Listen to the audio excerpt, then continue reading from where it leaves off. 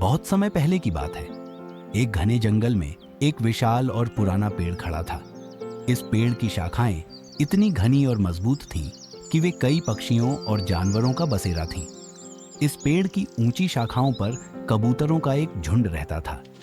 झुंड के सभी कबूतर आपस में मिलजुल कर रहते थे और एक दूसरे की मदद करने में विश्वास रखते थे। इस झुंड का नेतृत्व एक वृद्ध और बुद्धिमान कबूतर करता था, जिसे सब दादा कबूतर कहते थे। दादा कबूतर अपने अनुभव और चतुराई के कारण सभी कबूतरों में आदर और विश्वास का पात्र थे। वह हमेशा झुंड को एकजुट रहने और कठिन समय में धैर्य और समझदारी से काम लेने की सीख देते थे। एक दिन जंगल में एक बहेलिया आया। बहेलिया शातिर और चालाक था। उसने पेड़ के नीचे चावल के दाने बिखेर दिए और उनके ऊपर एक बड़ा जाल बिछा दिया। उसकी योजना थी कि कबूतर चावल खाने के लोभ में फंस जाए और वह उन्हें आसानी से पकड़ ले। चावल देखकर कबूतरों के झुंड में हलचल मच गई। एक युवा कबूतर ने उत्साहित होकर कहा, वाह, कितना स्वादिष्ट चावल है, हमें इसे तुरंत खा लेना चाहिए। उसकी आंखों में लालच साफ झलक रहा था। दादा कबूतर, जो हमेशा सतर्क और समझदार रहते थे, ने उसे सावधान किया।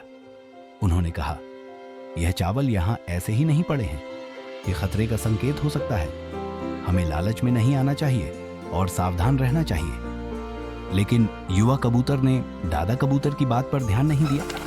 उसने बाकी कबूतरों को भी चावल खाने के लिए मना लिया। झुंड ने दादा कबूतर की चेतावनी को नजरअंदाज कर दिया और पेड़ से नीचे उतरकर चावल खाने लगे। जाल में फंसना जैसे ही कबूतर चावल खाने में मग्न हुए, बहेलिया ने जाल खींच लिया। जाल अचानक कस गया और पूरे झुंड को अपने शिकंजे में जकड़ लिया।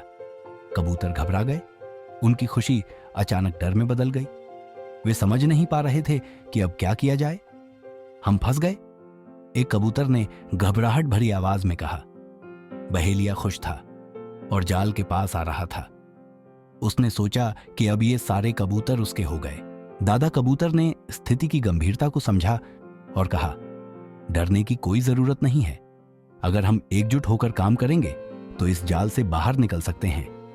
एक युवा कबूतर ने सवाल किया, लेकिन यह कैसे संभव है? यह जाल बहुत मजबूत है, हम इसे तोड़ नहीं सकते। दादा कबूतर ने समझाते हुए कहा, हमें इस जाल को तोड़ने की जरूरत नहीं है। अगर हम सभी अपनी ताकत लगाकर एक साथ उड़ान भरें तो हम जाल को लेकर ही उड़ सकते हैं। याद रखो, अगर हम अलग अलग कोशिश करेंगे तो हम कमजोर पड़ जाएंगे, लेकिन अगर हम एकजुट रहेंगे तो इस जाल से निकल सकते हैं। कबूतरों ने दादा कबूतर की बात मान ली। सभी ने अपनी पूरी ताकत लगाई और एक साथ उड़ान भरी। कबूतरों का झुंड जाल को लेकर उड़ता हुआ जंगल से बाहर चला गया। बहेलिया यह देखकर हैरान रह गया। वह सोच भी नहीं सकता था कि कबूतर जाल को लेकर उड़ जाएंगे। उड़ते उड़ते कबूतर एक अन्य जंगल में पहुंचे, जहां उनका मित्र चूहा रहता था। दादा कबूतर ने चूहे को आवाज दी, दोस्त, हमारी मदद करो, हम एक जाल में फंस गए हैं। चूहा, जो बहुत तेज और समझदार था, तुरंत अपने बिल से बाहर निकला। उसने जाल को देखा और कहा, आप चिंता मत करें, मैं अभी इसे काट देता हूं। चूहा अपने तेज दांतों से जाल को काटने लगा। उसने पहले दादा कबूतर को आजाद किया और फिर एक एक करके सभी कबूतरों को मुक्त कर दिया। जाल से मुक्त होने के बाद सभी कबूतरों ने दादा कबूतर और चूहे को धन्यवाद दिया। दादा कबूतर ने मुस्कुराते हुए कहा, यह हमारी एकता और चतुराई का परिणाम है कि हम इस संकट से बच सके। अगर हम लालच और भय में बंट जाते तो बहेलिया हमें पकड़ लेता। दादा कबूतर की बात से सभी कबूतर सहमत थे। उन्होंने प्रतिज्ञा की कि अब वे कभी लालच नहीं करेंगे और हमेशा एकजुट रहेंगे। इस कहानी से हमें यह सीख मिलती है कि कठिन परिस्थितियों में एकता और बुद्धिमानी से हर समस्या का समाधान निकाला जा सकता है। अगर कबूतर लालच में आकर जाल में फंस गए थे तो उनकी एकता और चतुराई ने उन्हें मुसीबत से बाहर निकाला। इस तरह बुद्धिमान कबूतर ने अपनी समझदारी और झुंड की एकता से अपने सभी साथियों की जान बचाई। पंचतंत्र की यह कहानी हमें सिखाती है कि सामूहिक प्रयास और विवेकपूर्ण सोच से सबसे कठिन परिस्थितियों में भी सफलता प्राप्त की जा सकती है। हमारी कहानी यहीं समाप्त होती है। हम तहे दिल से आशा करते हैं कि आपको यह कहानी पसंद आई होगी।